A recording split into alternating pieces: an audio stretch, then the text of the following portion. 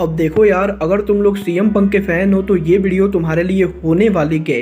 क्योंकि guys एडब्ल्यू collision पर CM Punk के रिटर्न होने के मात्र एक दिन पहले सीएम पंक ने बहुत ही बड़ा बवाल कर दिया है। एडब्ल्यू सुपरस्टार हैंगमैन एडम पेज सहित सीएम पंक ने बहुत से रेसलर्स को मॉक कर दिया है। लास्ट नाइट एडब्ल्यू के शानदार डायनामाइट के बाद एडब्ल्यू डायनामाइट की व्यूवरशिप सामने आ चुकी है।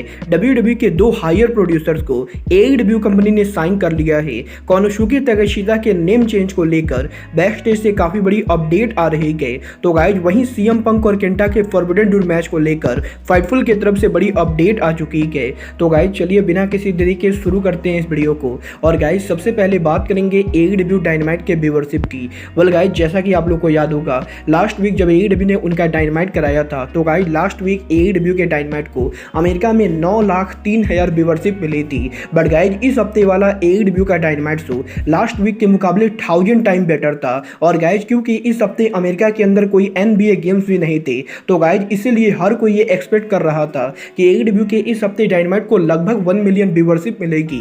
बट गाइज यहाँ पर 1 मिलियन व्यूवरशिप तो दूर की बात है, एडब्ल्यू के इस हफ्ते डायनामाइट के व्यूवरशिप लास्ट वीक के बराबर भी नहीं गई है। और गाइज यहाँ पर ये चीज बहुत ही ज्यादा शॉकिंग है कि एडब्ल्यू डायनामाइट के इतने लाजवाब होने के बाद भी एडब्ल्यू के इस हफ्ते के व्यूवरशिप लास्ट वीक के मुकाबले भी करीबन 70,000 डाउन हो चुकी है। क्योंकि गाइज एडब्ल्यू के इस हफ्ते डायनामाइट की व्यूवरशिप है 8,32,000, जो कि लास्ट वीक के मुकाबले भी बहुत ज्यादा कम है। और गाइज मुझे ये बात कहने में कोई भी शक नहीं है कि जिस तरीके से एडब्ल्यू के इस हफ्ते की डायनामाइट की व्यूवरशिप गई है, ये चीज एडब्ल्यू के लिए बिल्कुल भी ठीक नहीं है। क्योंकि गाइज यहाँ पर किसी ने भी एक्सपेक्ट नहीं किया होगा कि एनबीए गेम्स के ओवर होने के बाद भी एडब्ल्यू डायनामाइट को मात्र 8,30,000 व्यूवरशिप मिलेगी। बट गाइज जहां तक बात रही 18/49 डेमोग्राफी फिगर की, तो गाइज लास्ट वीक एडब्ल्यू का डायनामाइट नंबर 4th रैंक पर था। बट गाइज इस हफ्ते एडब्ल्यू का डायनामाइट नंबर 3 रैंक पर था। वेल गाइज देखना बहुत ही दिलचस्प होगा कि डायनामाइट के ऐसे लो व्यूवरशिप के बाद कोलिजन के पहले शो को कितनी व्यूवरशिप मिलती है। बट गाइज चलिए फिलहाल आगे बढ़ते और बात करते हैं डब्ल्यूडब्ल्यू के प्रोड्यूसर्स के एडब्ल्यू को ज्वाइन करने की।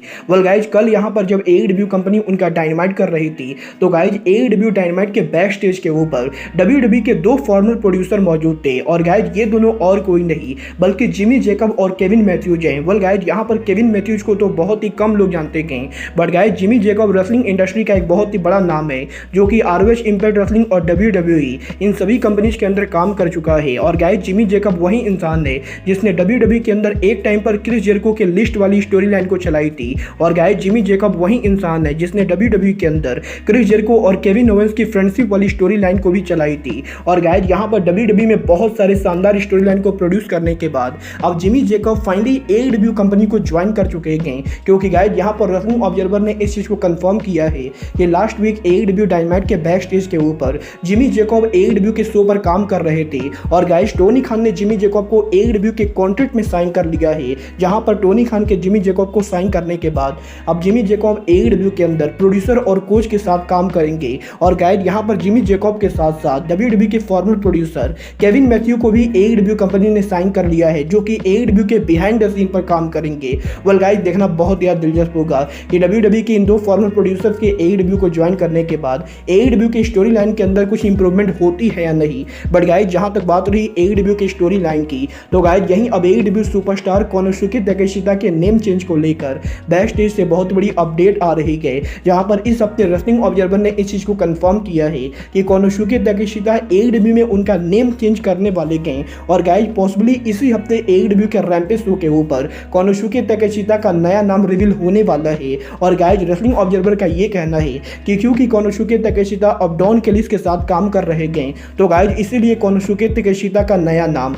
एलिजो डेल डॉन केलिस होने वाला है। और गाइज जिस तरीके से मैक्सिको के अंदर रेसलर्स अपने फादर का नेम यूज करते हैं, वैसे ही कोनोसुके तकाशिता एडब्ल्यू के अंदर डॉन केलिस के साथ अपना नया नाम बनाने वाले हैं, जो कि पॉसिबली एलिजो डेल डॉन केलिस होने वाला है। वेल गाइज अब ये तो एडब्ल्यू के कल होने वाले रैम्पेज को देखकर ही पता चलेगा कि डॉन केलिस के साथ कोनोसुके तकाशिता नए नेम को यूज करते हैं या नहीं। बट गाइज चलिए फिलहाल आगे बढ़ते और बात करते हैं सीएम पंक के एडब्ल्यू में मेजर कंट्रोवर्सी की।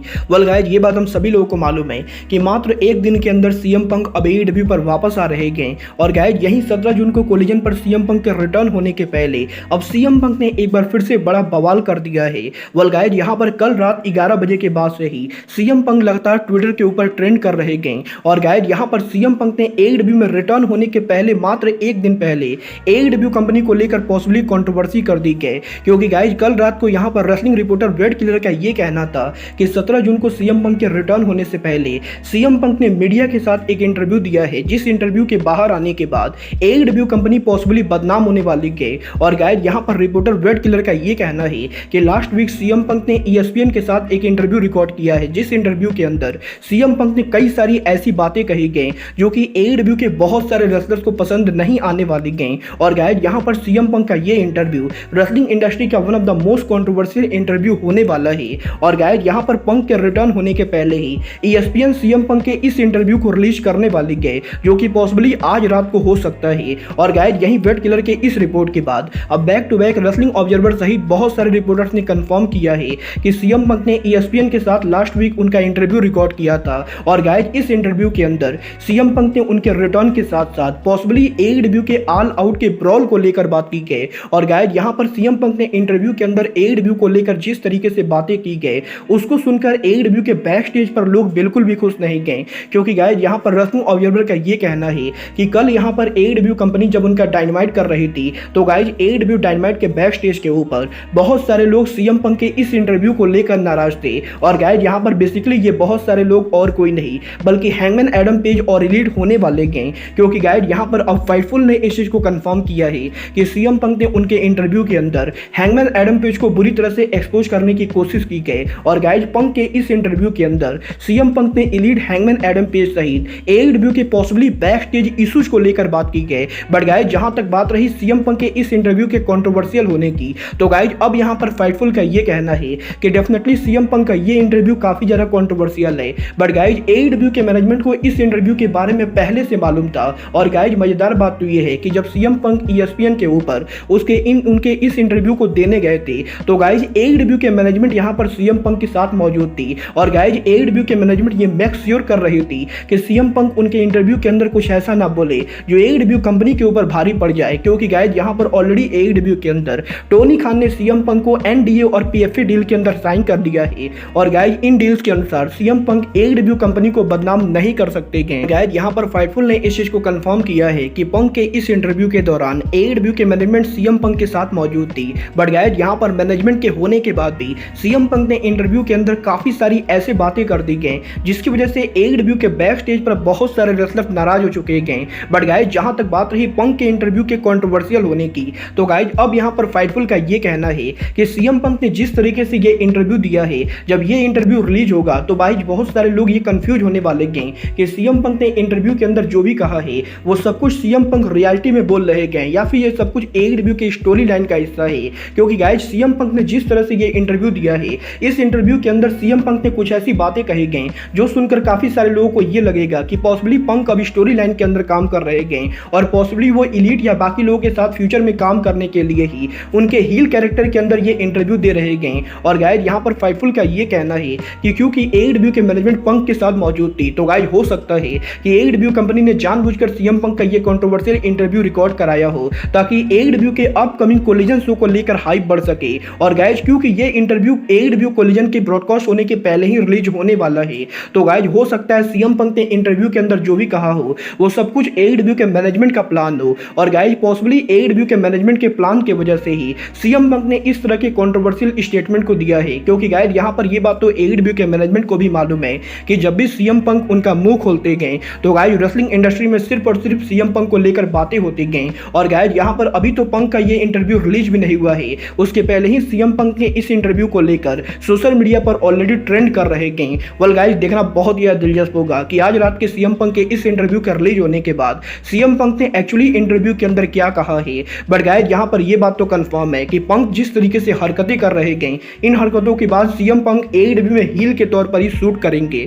गाइज जहां तक बात रही सीएम पंक के फॉरबिडन डोर पर अपकमिंग मैच की, तो गाइज यहीं अब सीएम पंक और केंटा के फॉरबिडन डोर पर अपकमिंग मैच को लेकर भी फाइटफुल सेलेक्ट की तरफ से बड़ी अपडेट आ चुकी है। जहां पर फाइटफुल सेलेक्ट ने इस चीज को कंफर्म किया है कि एडब्ल्यू कंपनी ओरिजिनली इस साल फॉरबिडन डोर के ऊपर सीएम पंक और केंटा के मैच को प्लान कर रही थी। बट गाइज यहां पर जब पंक को एडब्ल्यू कंपनी ने इस मैच के बारे में बताया तो गाइज सीएम पंक का ये कहना है कि वो इस मैच को लड़ने के लिए ज्यादा इंटरेस्टेड नहीं गए। और गाइज यहां पर फाइटफुल सेलेक्ट ये बिलीव करती गए कि या तो सीएम पंक केंटा को फेस नहीं करना चाहते गए या फिर सीएम पंक ये चाहते गए कि वो केंटा को मेजर स्टोरी लाइन के अंदर फेस करे, ना कि एक हफ्ते के बुकिंग के अंदर। और गाइज यहाँ पर करंटली रिपोर्ट्स के हिसाब से सीएम पंक फॉरबिडन डोर के ऊपर केंटा को फेस करने में इंटरेस्टेड नहीं गए। बट गाइज यहीं अब सीएम पंक के फेस ना करने के रिपोर्ट के बाहर आने के बाद केंटा ने भी सीएम पंक को लेकर रिप्लाई कर दिया है, जहां पर केंटा ने ट्वीट करके ये कहा है कि वो भी सीएम पंक को फेस करने में बिल्कुल भी इंटरेस्टेड नहीं गए। और गाइज यहाँ पर अगर एडब्ल्यू कंपनी बिना सीएम पंक और केंटा से पूछे